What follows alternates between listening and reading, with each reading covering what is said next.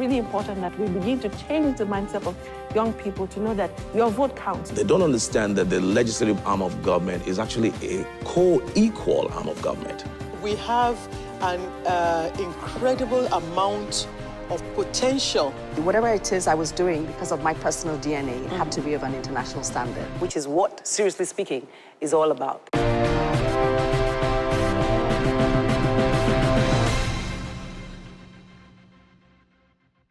Yes, welcome to Seriously Speaking. Today, I'm seriously talking about something that's very close to my heart. As you know, in recent times, I've talked about a lot of movies. And then you all also know that I'm working on a movie myself. Am I gonna act?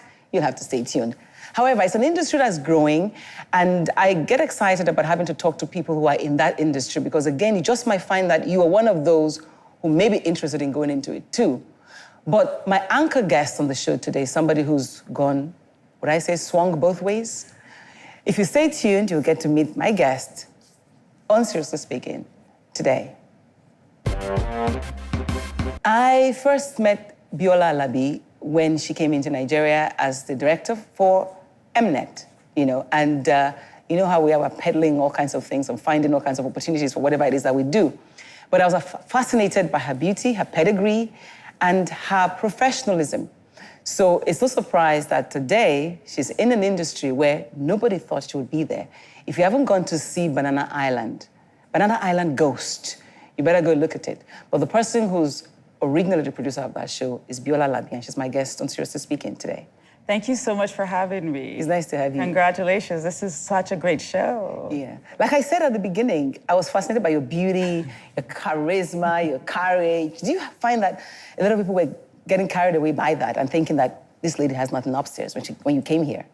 Not really. I mean, and it's always good to, when you know yourself and you know about yourself. One of the things that, from a young age, my parents never celebrated beauty. And so it was always about what was inside and what was really upstairs. And so growing up, I never really ever sort of sat there and thought, oh, I'm pretty, so things are gonna happen for me. It's always been about my work and what I bring to the table and the value I add. So even when people do that, I mean, to me, it's like a temporary, it's sort of like fleeting, and then we move on to the real issues at hand. Yeah. Now, let me backtrack a little bit. You tell me that right after graduation, you went all the way to Seoul in Korea to take a job. Who does that?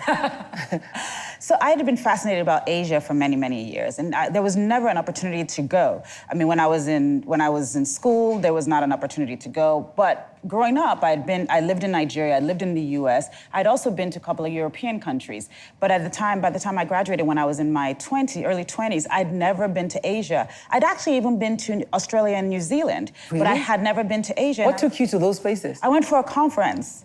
So there was this conference I had heard about, and I went around campus and made people give me money and raised money to go to this conference in New Zealand. And I told them I'll come back and give you guys a presentation about New Zealand and business in New Zealand. And I'm sure they were looking at me like, sure, here, take this money. But and so I was really fascinated by Asia, and so I wanted to go. And so I actually wanted to go to Japan. And so I got a job in Japan, and the salary they were gonna pay me was just not gonna be sustainable. I wasn't gonna be able to live in Japan for that salary. So then I applied again, and then I got a job in Seoul. And so I thought, okay, I'll go to Korea. Korea is close enough. It feels, they have some similarities. You ended up staying 2 years there? I ended up staying 2 years. And then back to the US? And back to the US, yes. Now, did they send you to the US, or you chose to go back to the US? I was ready to go back at that point. Also, too, they sort of had a financial crisis and a recession, and so it was also time. I always feel like there are times where your life is marked by things that are happening, and that tells you it's time to go. And I think I was also getting really too comfortable. I was traveling around Asia. I would take these backpacking trips and then come back to Seoul. And so I kind of also knew, like, okay, Biola, you're not getting too. You need to go and start. You need to go and start to be more responsible. So it was also time to go back after 2 years. You ended up on Sesame Street. How did that happen? So I was working in marketing. I'd worked for many marketing companies. I'd done a lot of work on TVC's television commercials, especially as a part of a marketing manager's role. And so I was really fascinated by the production of commercials, but not really from a hands-on perspective. I hadn't done them. I'd been part of the brainstorming sessions. And so when I lost my job, I mean, I was working for a startup at the time. That was like the beginning of the e-commerce boom. I lost my job and I was unemployed for quite a bit.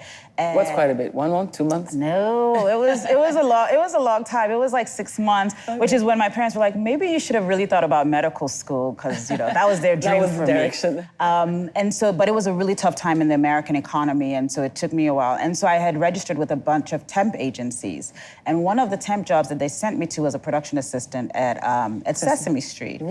And so one of the things I started to do, it was like a 10-day job, so I kept on talking to people, and I'll tell them, I was like, oh, actually, I'm a marketing professional, not even a production professional. I would love to get into marketing. Are there any marketing positions? And so people told me about some marketing positions at the company, and so I applied for those. And that's really how I got my job there. I applied, and they interviewed me. I knew no one there. I didn't have a soul there, but people just told me where to go apply. And that's cool. That's America. Yes. That's America. Yes, so now, but now you ended up in Nigeria. Obviously, this is a South African company. Yes. Comes to America to find a Nigerian to come to Nigeria. Yes. How did they find you? So they actually did find me in the beginning. Yeah. So I was after many years of working at Sesame Street. How many years were you at Sesame Street? I was there for 6 years. And one of the things that I worked on was international co-productions around the world. So I had worked on co-productions that we were doing in different countries like India, Bangladesh, all these things. And I was really passionate about the Africa co-productions and how we can do more co-productions in Africa. Why? And did you see that's a new market or what? No, I mean, I was African. I was very proud of my African heritage. I was proud of being Nigerian, and I wanted to do work that would impact people positively in Nigeria and on the continent. And so there was a team that was working on our South African Sesame Street had a South African co-production. And so I joined that team and then started to work with them and started to come to South Africa quite a bit to work on that project, and then started working in East Africa on the project. And then when I came to Nigeria, I really wanted to do the Nigerian co-production, started to meet different people in the industry. Also for Sesame Street? Also for Sesame Street. And one of the meetings I had was with Mnet. And then they really wanted to understand what I did for Sesame Street. And I thought, they're really asking a lot of questions about what I do for Sesame Street and not so many questions about the co-production. But I thought, hey, I'm a curious person. I ask a lot of questions, so they must just be curious. Like you. Like me. So I get back to New York, I get a call from one of the people that I had meetings with saying, do you mind if I put your resume forward for a job? We're looking for a managing director for Africa, for the rest of Africa territory. I was like, what does that mean? And they were like, it's basically what you do now. But for us. But for us, so I was like, okay, that sounds interesting.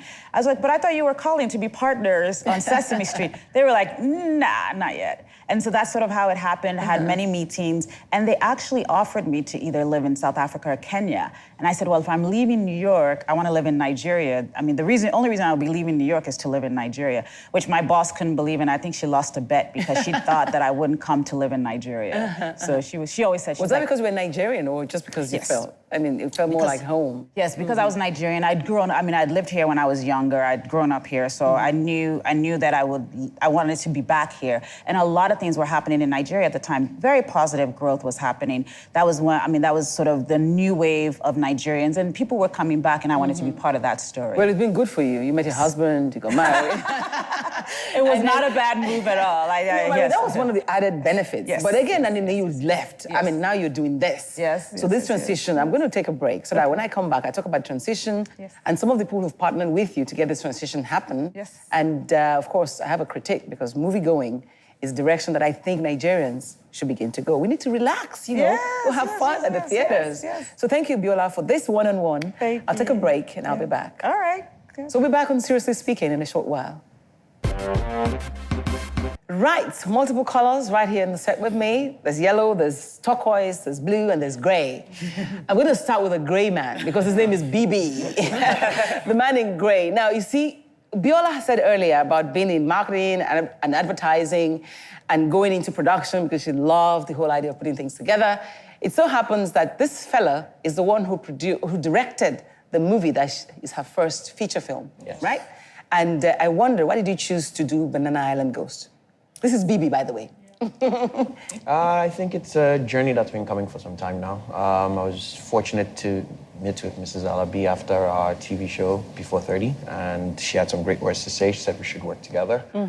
And we wanted to do something that had commercial viability. And we know that comedy is sort of the genre that's sort of thriving. But we wanted to do something that blended the genre with other genres so that it could open things up a bit more. And the idea of a ghost just seemed like it had done half the comedy for us. It seemed like it had done half the work already, and so... You sure? Yeah, and then... So people are going to fall in love with a ghost or fall in love with a lovable, chubby...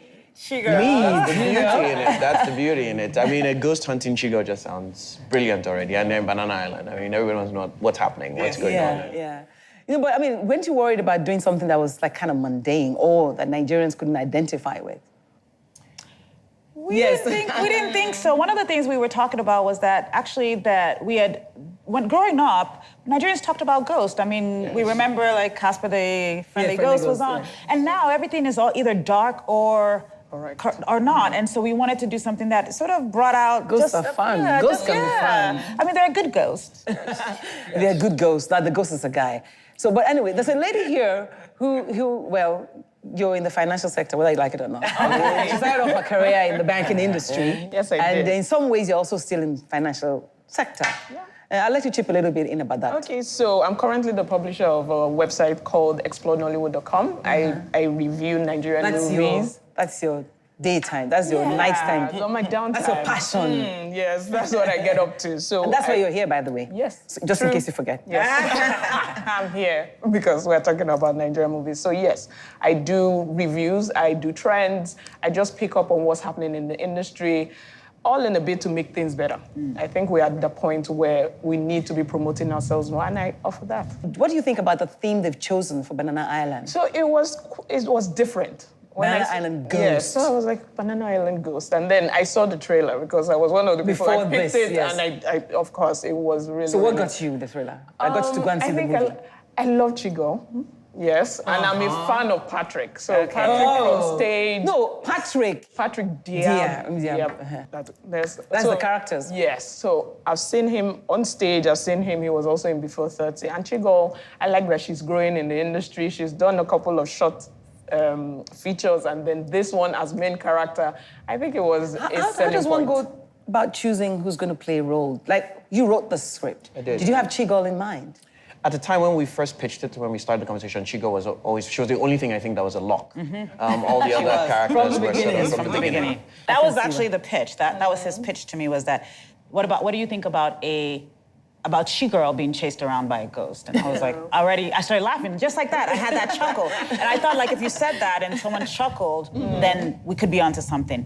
And BB went off and wrote the script. I didn't think he would go that quickly and come back, because I was like, yeah, go. And he came back and was like, okay, what do you think now? I think at the end of the day, what's the key thing that people who watch should take away from the conversation we've had today? Okay, so the humor, the fact that For this particular movie? Yes. But generally the humor. for movies? For movies, I think storyline, just look at that. But like I said, people want to relax. So people don't want to think about anything, just do something. But I think the story is important, it's different. Yes. Do you understand? As against all that we've had.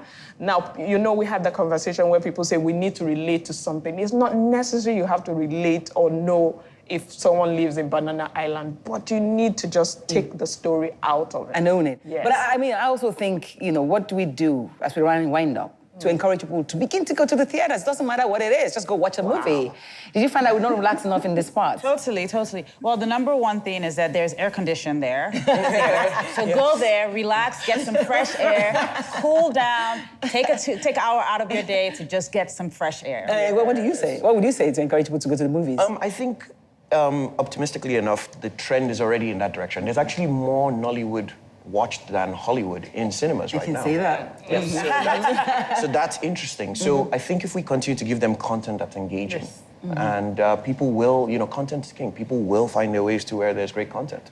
It's been nice talking to all of you. Thank you so much. Personally, I just think, you know, find time. They're good movies. You go 10 o'clock in the middle of your day, go spend 1.5 hours watching great movies like The Banana Island Ghost or whatever it is. Encourage Nigerian media. That's what I think. Yes. So at this point, we must say bye-bye. We'll see you again next week. Bye. Thank you.